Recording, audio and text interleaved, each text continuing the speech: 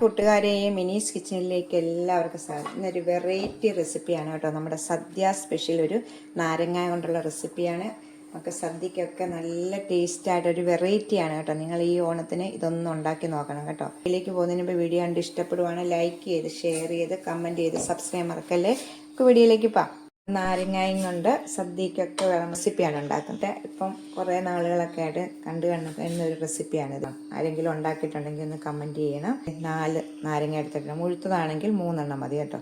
അപ്പം നിങ്ങളുടെ ആൾക്കാരുടെ അനുസരിച്ച് എണ്ണ എടുക്കണം. അപ്പം 4 നാരങ്ങ എടുത്തിട്ടുണ്ട്. പച്ചമുളക് ഒരു 4 എടുത്തിട്ടുണ്ട്. ഇതുപോലെ ഒരു കഷ്ണം ഇഞ്ചി എടുത്തിട്ടുണ്ട്. നമുക്കിതിൽ നിന്നും അരിഞ്ഞെടുക്കാവേ. ഇതുപോലെ കണ്ടോ, കട്ടി കുറഞ്ഞ് ഇതുപോലെ അരിയണം കണ്ടോ.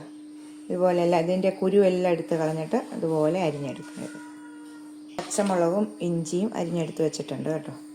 നമുക്കിത് എങ്ങനെയാണ് ഉണ്ടാക്കുന്നത് നോക്കാം.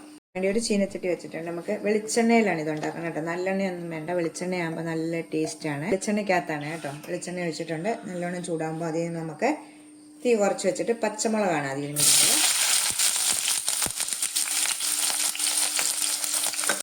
എന്നിട്ട് പച്ചമുളക് ഒത്തിരി മൂത്ത് പോകല്ലേ, 1 മിനിറ്റ് ഇത് ഇത്രയും മൂത്താൽ മതി കേട്ടോ. അപ്പോൾ ഈ സമയം നമുക്കിതിലേക്ക് ഒരു 3/4 ഗ്ലാസ് വെള്ളം ഒഴിക്കും. 3/4 ഗ്ലാസ് വെള്ളം ഒഴിച്ചിട്ടുണ്ട്. ഈ സമയം നമുക്ക് ഇതിലേക്ക് നമ്മുടെ നാരങ്ങ അരിഞ്ഞ് വെച്ചേക്കുന്നത് ഇടാം. അതിലേക്ക് തന്നെ നമ്മുടെ ഇഞ്ചിയും ഇടാം. ഇതിലേക്ക് 1/2 ടീസ്പൂണ് കായപ്പൊടി ചേർക്കാം. കായപ്പൊടി ചേർക്കണം. ഇനി നമുക്ക് ഇതിനാവശ്യമുള്ള ഉപ്പൂടെ ചേർക്കാം. ഇതിലേക്ക് ആവശ്യത്തിനുള്ള ഉപ്പൂടെ ചേർക്കുവാണേ. നല്ലോണം മിക്സ് ചെയ്തിട്ട് ഇത് മൂടി വെച്ചൊന്ന് വേവിച്ചെടുക്കാം. നമുക്കിനി ഇത് മൂടി വെച്ച് ഒന്ന് വേവിച്ചെടുക്കാവേ. പിന്നെ ഇടയ്ക്കൊന്നത് കണ്ടോ, ഇടയ്ക്കൊന്ന് ഇളക്കി ഇട്ട് കൊടുക്കണമായിരുന്നു കേട്ടോ. ഞാൻ കൊടുത്തിട്ടുണ്ട്. അത് വെള്ളമെല്ലാം പറ്റി ഈ നാരങ്ങ നല്ല വെന്ത് സോഫ്റ്റ് ആയിട്ടുണ്ട് കണ്ടോ. ഇനി ഇച്ചിരി കൂടെ വെള്ളം പറ്റാണ്ടെന്ന് പറ്റട്ടെ. പച്ചമുളകും എല്ലാം അതുകൊണ്ടാണ് പച്ചമുളക് ഒത്തിരി നമ്മൾ മൂപ്പിക്കാതെ ഇടുന്നത്. നാരങ്ങ ഇങ്ങനെ നല്ലോണം സോഫ്റ്റായിട്ട് വേകട്ടെ. ഇച്ചിരി കൂടെ വെള്ളം ഉണ്ട്, അതൊന്ന് പറ്റട്ടെ. നാരങ്ങ എന്താ നല്ലോണം പറ്റിയിട്ടുണ്ട്. ഇതെല്ലാം പറ്റി നല്ല സോഫ്റ്റ് ആയിട്ടുണ്ട്. നമുക്ക് ഇത് കയ്പും ഇച്ചിരി പുളിയും എരിവും മധുരവും ഒക്കെ ചേർന്ന റെസിപ്പിയാണ് കേട്ടോ. നാരങ്ങയ്ക്ക് അറിയാമല്ലോ നിങ്ങൾക്ക് ഇച്ചിരി കയ്പൊക്കെ ഉണ്ടെന്ന് കണ്ടോ. ഇപ്പം നമ്മൾ ഇതിനകത്ത് സ്പെഷ്യലായിട്ട് ചേർക്കുന്നത് ഇതൊരു 1/4 കപ്പിലും ഇച്ചിരിയും കൂടെ ഉള്ള തേങ്ങാപ്പാലാണ് കേട്ടോ. നമ്മൾ തീ കുറച്ച് വെച്ചിട്ട് ഈ തേങ്ങാപ്പാൽ ഇതിലേക്ക് ചേർക്കുക കണ്ടോ.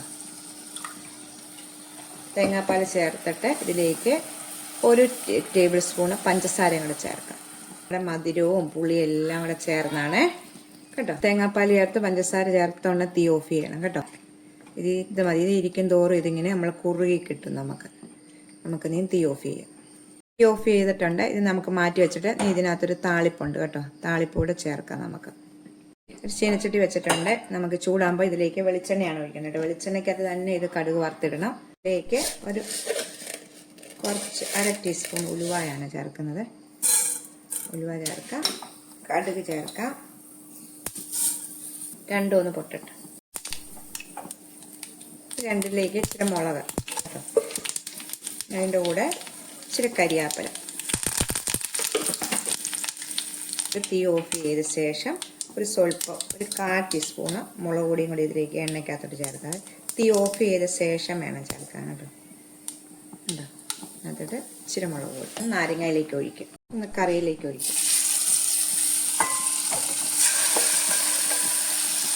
ഇലയിൽ നമ്മൾ സദ്യയൊക്കെ വെക്കുമ്പോൾ ഇതുപോലെ വെച്ച് നമുക്ക് കഴിക്കാൻ നല്ല ടേസ്റ്റാണ്. ഇത് എരിവും പുളിയും ഒക്കെ ചേർന്നൊരു റെസിപ്പിയാണ് കേട്ടോ. ഇത് വേറൊരു പാത്രത്തിലേക്ക് മാറ്റാം. കയ്പും മധുരവും പുളി എല്ലാം ചേർന്ന് എരിവ്, പച്ചമുളക് നമുക്ക് ഇച്ചിരി എരിവ് മുമ്പിട്ട് നിൽക്കണം കേട്ടോ.